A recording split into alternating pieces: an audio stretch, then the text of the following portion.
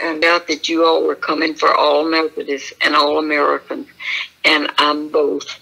And I know you're going to kill me, but I want to tell you, I will die loving you because God loves you.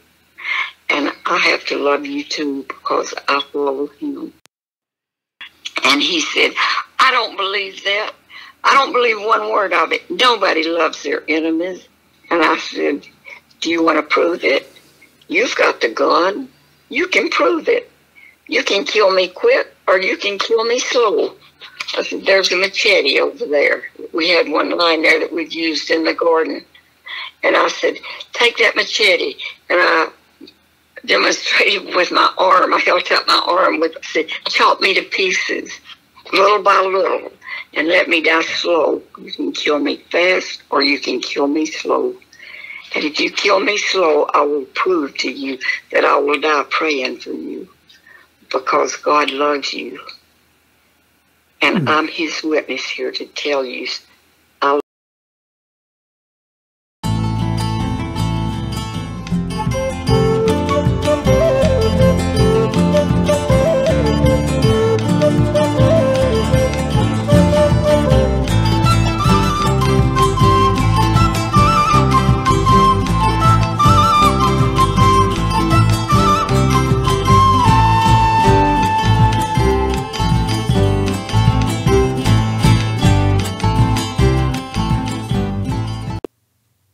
This is Season 3 of Weaving the Blanket, Stories of Faith, Sacrifice, Martyrdom, and the Emancipation of the Evangelical Methodist Church in Bolivia.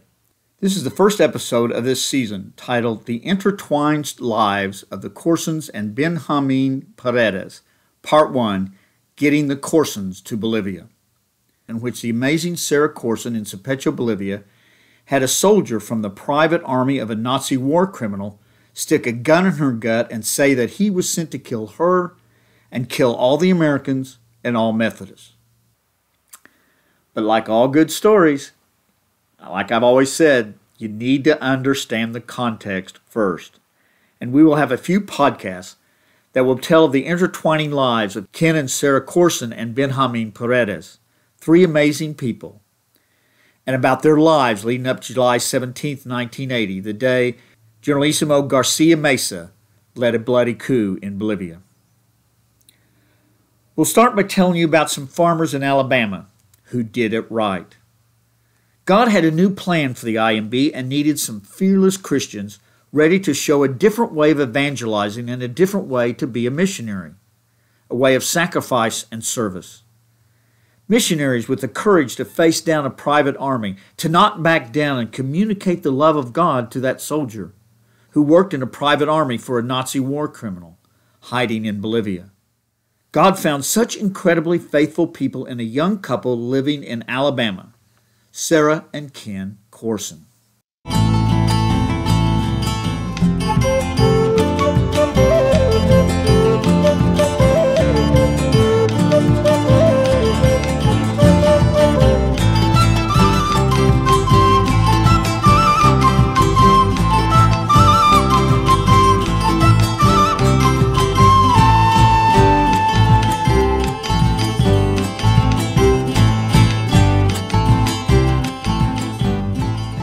Sarah was born in Wedowee, Alabama in the 1930s.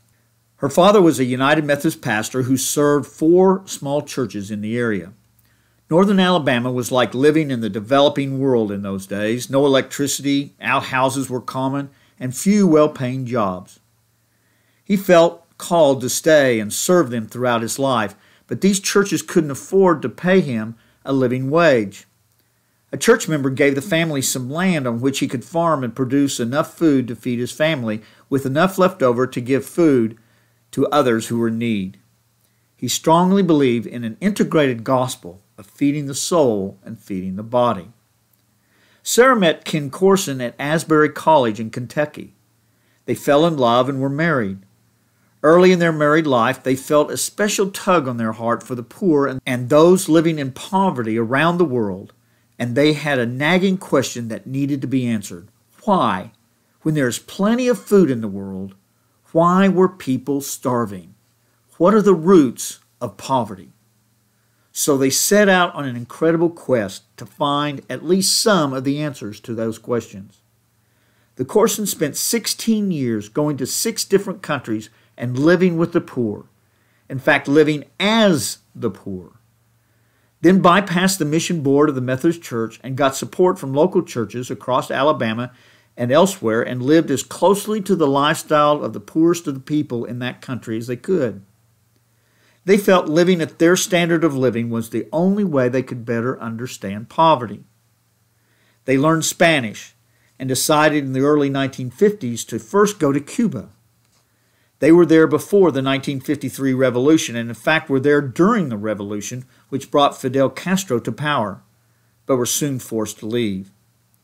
They went from there and lived extended times in Haiti, Ecuador, and Venezuela. They lived off the few donations they received from Alabama Methodist churches and what they could make printing and selling photographs of where and what they were doing. In addition to their daily work with the poor, they would often work late into the night developing their photographs. Ken and Sarah eventually ended up in Puerto Rico, where they stayed for over 6 years. They worked with the local Methodist church teaching and spreading the gospel. They also worked on projects for the poor, and they did photography. But finances became exceedingly difficult. But in a sense, that was okay, because they wanted to learn from living with and being poor, and learned what the true causes of poverty were. During this time, they felt like they were beginning to understand some, though not all, but some of the root causes of poverty. They realized it wasn't relief and handouts that were needed, but development. So they looked around for an organization to join and work for that had the same standards and wanted to deal with hunger and poverty in the same way that they did.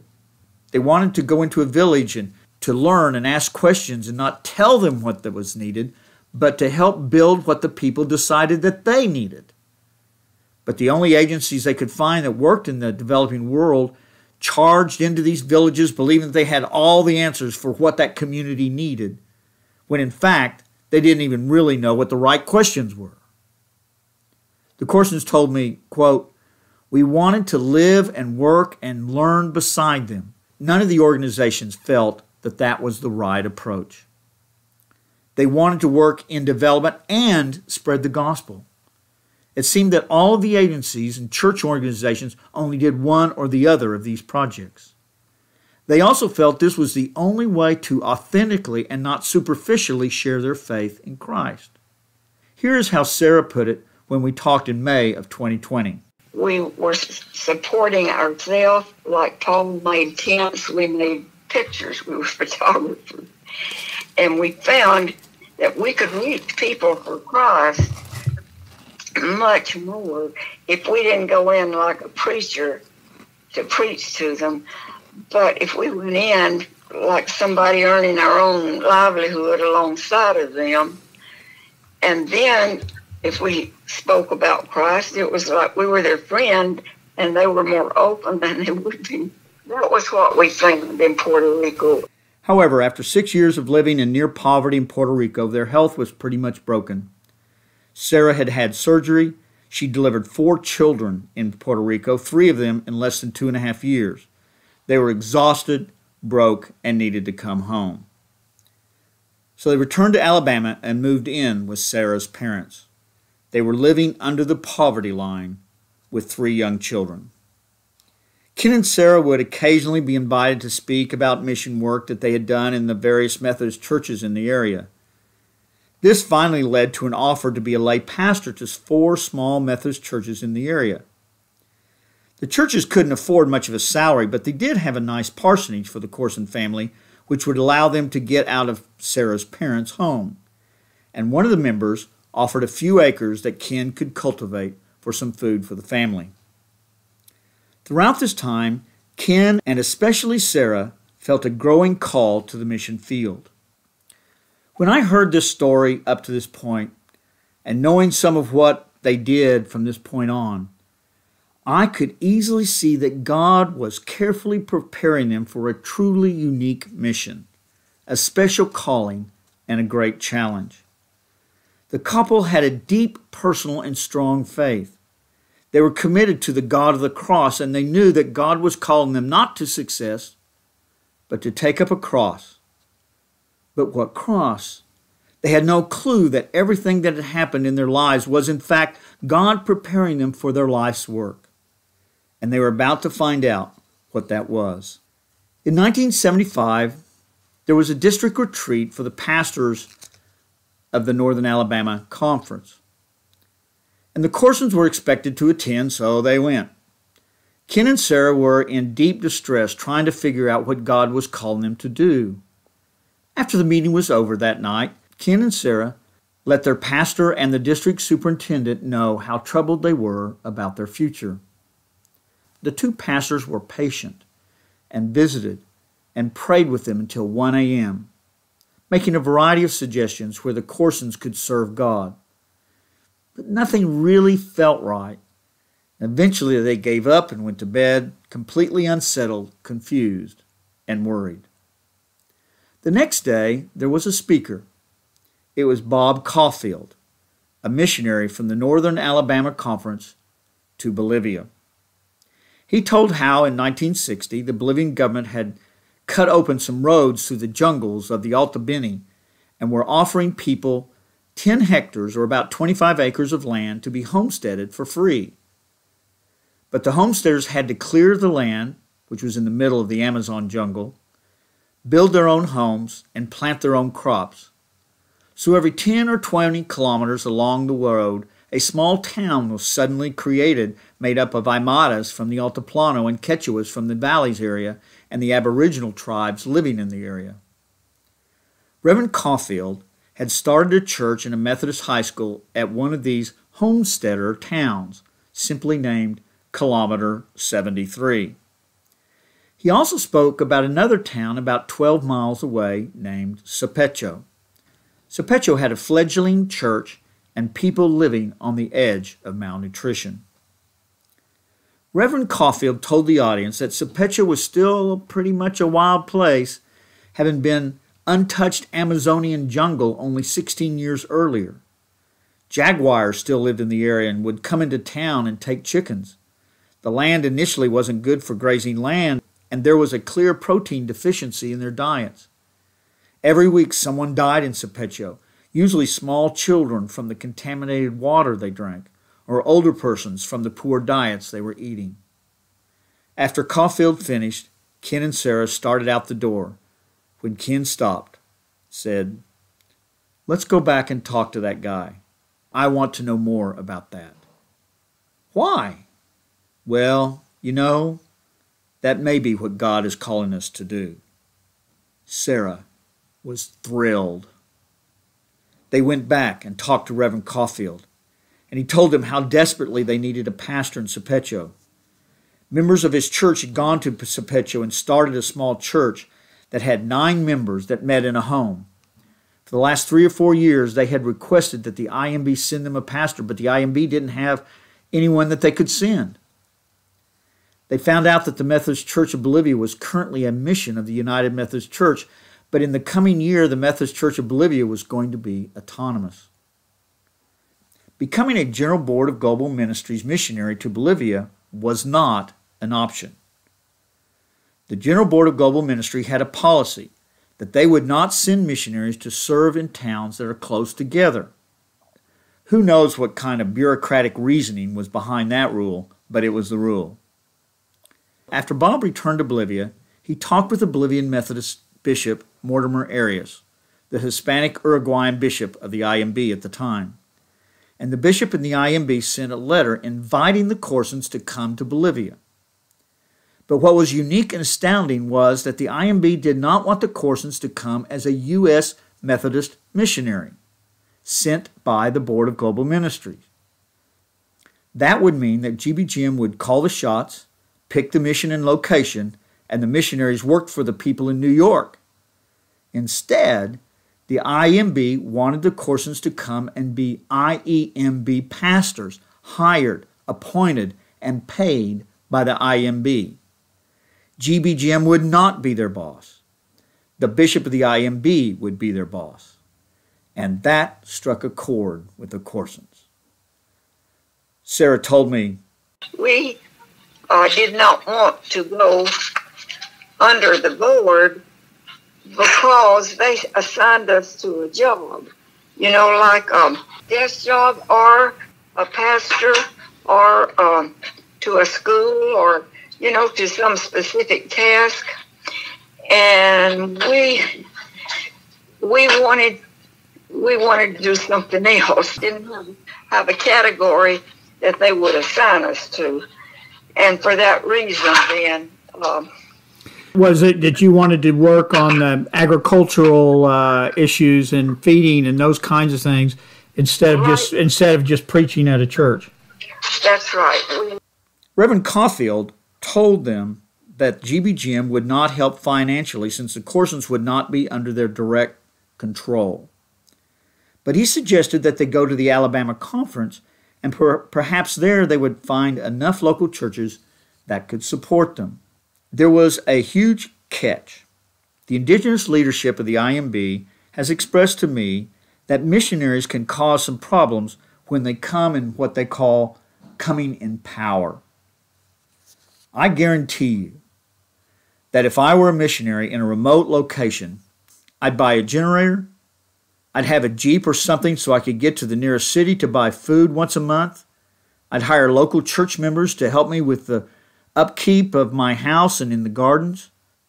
I would also want them to have that much needed income. And I would want to buy some things for the church which they couldn't raise enough money for, such as transportation to meetings or candles or whatever. I don't know how much missionaries make, but I know they aren't rich. But I do know that GBGM missionaries make enough to do all those kinds of things, and it seems like it shouldn't be a problem. However, local IEMB pastors don't make nearly that much. When the Corsons went to Bolivia in 1976, national pastors were making $80 a month. Pastors making $80 a month could not afford to pay for those things for themselves or for their church. This has led to local churches preferring to have foreign missionaries instead of their own indigenous pastors serve their church because of all the money they brought. And when there was a special need within the church, the missionaries could write back to the United States and get funding. An indigenous pastor may be a better pastor because he knew the language and the customs, and he knew what it was like to live in the poverty and live in how they were living. But the churches wanted foreign missionaries because of the money. And sometimes when the missionaries left to go back to the States, the members of those churches vanished into thin air. So the IEMB decided that since Ken would be an IEMB pastor, they felt that he should make exactly the same as what all the other IEMB pastors made, $80 a month, or $960 a year. But they also wanted the Alabama Conference to raise that $960. P.S. In addition to this, the Alabama Conference raised some funds for a portion of the cost to send the Corson children to college. The Corsons thought that, well, they've been living on a low income anyway, and they said, if the other pastors can live on $80 a month, we can too.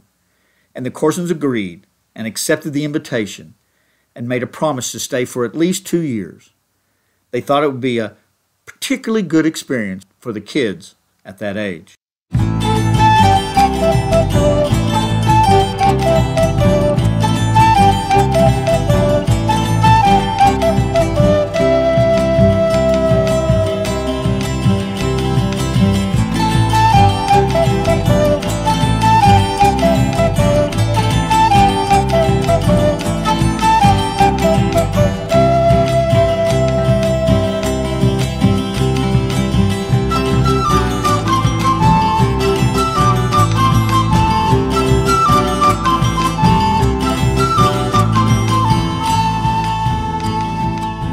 By late November 1976, the whole Corson family, all 6 of them, were ready to go.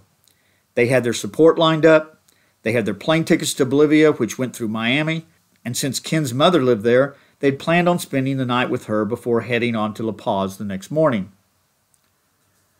When Ken's mother arrived at the Miami airport, she said, "Some woman named Joyce Hill has been worrying me and calling me every 15 minutes to see if you've gotten here. She said it is urgent that she talk to you before you leave for Bolivia. So the Corsons called Ms. Hill, and it turned out that Joyce was the head of the Latin American division of the General Board of Global Ministries. She said, "Look, you can't go to Bolivia." The Corsons responded, "You didn't hire us. You're not sending us. How can you tell us what we can do?" She said, "You're a Methodist, aren't you? You're a member of the Methodist Church. If you want to stay a Methodist, you can't go to Bolivia." Apparently, the whole board thought that the Corsons were involved in a new reform group within the church called the Good News Movement, who were contemplating having their own mission society. And New York decided that if it wasn't the Good News folks sending them, then it must be the Alabama Conference, which was doing it without their permission. And they were desperately trying to squelch any mission work which might undermine the authority and control of the General Board of Global Ministries, the United Methodist Church. As we've heard in previous podcasts, the IEMB had just gotten its autonomy. The Aymara Revolution was in its 2-year transitional period when the church was led by the triumvirate of leaders. 2 were Hispanic elites, and only 1 was Aymara. You see, Joyce and GBM had worked out a plan to regain control of the Methodist Church in Bolivia. One of the 3 triumvirate leaders was their man, whom they had been grooming to be bishop for some years. Once he was elected bishop, GBGM would still have strong influence and some control over the IEMB. This transitional time in which the church was being transferred from the UMC to an autonomous church was a very delicate time. And even though the IEMB had declared its independence, GBGM was doing all that it could to stay in control. The Corsons tried to explain that they were neither with the Good News folks nor were they official Alabama missionaries. It was simply that some local Alabama churches were supporting what the IEMB was doing, which was to hire the Corsons. Sarah told me, quote, "They weren't going to let us go, but we couldn't understand how they could rule the lives of private citizens who didn't have anything to do with the board. But they thought it was undermining their authority. That was not the slightest thing on our minds. We would never do anything like that to undermine anyone else's ministry. We just wanted to be left alone to do what God was calling us to do. They were just trying to control everything," unquote. The Corsons said they had to go to Bolivia because the Bolivians knew they were coming. They had to go. They were going to meet us at the La Paz airport the next morning, and there was no way that the Corsons would go back on that promise. Joyce said, "Look, if you want to stay a Methodist, you have to come here before you go. Just buy a ticket to New York on a credit card and we will reimburse you. And you all can come back to New York. We'll talk for a couple of days and then you can go to Bolivia. Just call the leaders of the IEMB and tell them that you will be a couple of days late." Sarah said, "Well, I guess we can do that." So they left the kids with the grandmother in Miami and they flew to New York. When they arrived at the headquarters building, they were led around to different offices because they wanted to, quote, "introduce us to everyone," unquote. To become a United Methodist missionary usually takes a couple of years and they have to examine everything about you. The Corsons soon realized that they were being examined by the board to see if they were acceptable as missionaries. The GBGM and its cultural elitism decided that they had the right to protect the IEMB from themselves without consulting or asking if the IEMB wanted their help. They finally entered the office of Dr. Corbett, who said that the way they're going to try to stop you is to approve you as a United Methodist missionary. Then they can control you and tell you where you go and where you cannot go. And they can bring you home and say you are terrible missionaries. Sarah said, "We had received information from GBGM over the years, and we knew what they were saying. They were saying we are only following what the people in those countries want, and we have no right to impose our wishes on them. But meanwhile, GBGM was definitely trying to guide the autonomous overseas churches' wishes into the channels that GBGM wanted them, whether those independent international Methodist churches wanted it or not."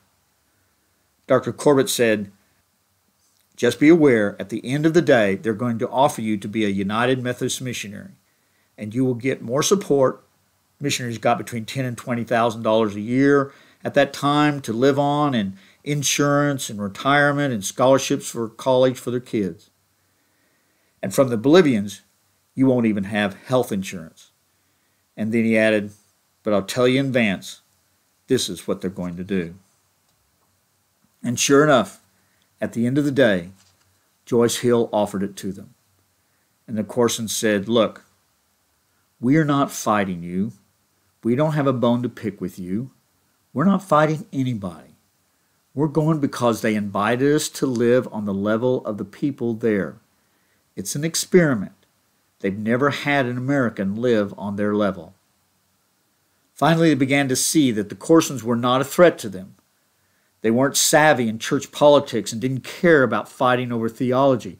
So Joyce says, okay, then what we will say is that we approve you to go as an experiment to see how this works with the Bolivians, so you can go with our approval. As it turned out, the Corsons got a 2-day vacation in New York City entirely paid by GBGM. They visited the Twin Towers and they saw the Statue of Liberty, and they had a fun, free, short vacation. And 2 days later, they picked up the kids in Miami and went to Bolivia. When they arrived in Bolivia, Dr. Hugo Terrina, one of the triumvirate leaders of the IEMB, who had replaced Bishop Arias, met them at the airport, and he was furious.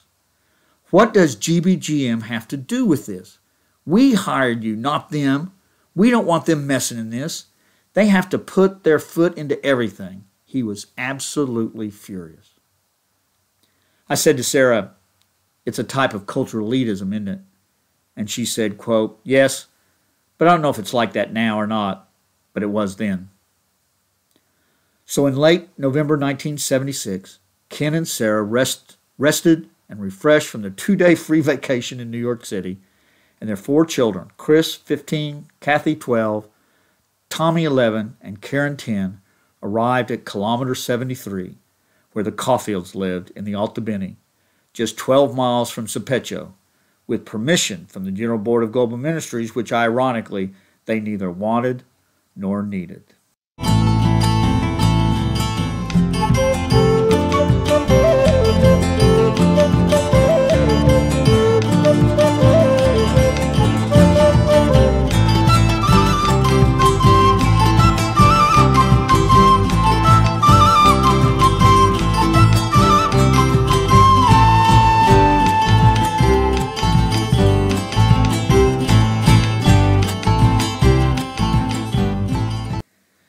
To hear more of my interview with Sarah Corson, go to www.weavingtheblanket.com and scroll down to the list of episodes and click on the Dig Deeper for episode S3E1, Ken and Sarah Corson, Missionaries Who Got It Right. You will also find there where you can purchase Sarah's autobiography, Risking Everything, and information about CFAP, which is the nonprofit that they run in Alabama today. There is a bonus podcast in which Sarah describes what life was like living in the Amazon jungle with 4 children on $80 a month, about what it was like to have a house whose so-called walls, unquote, made up of bamboo shoots stuck in the mud as closely together as possible, and even though you could still see through them, this was their so-called walls. And a blanket tossed over a rafter provided the only privacy from outsiders and from the children. And when a weekly bite of peanut butter or a single egg would be about the only protein that the children would get that week. It also goes on to tell how the Corsons brought the idea of fish ponds and using tilapia fingerlings as a source of protein for themselves, and then as people asked for it, they helped other families build their own ponds. To find these one of the people, living at the level of the people, how they were able to evangelize and bring the gospel to Supecho. See you then.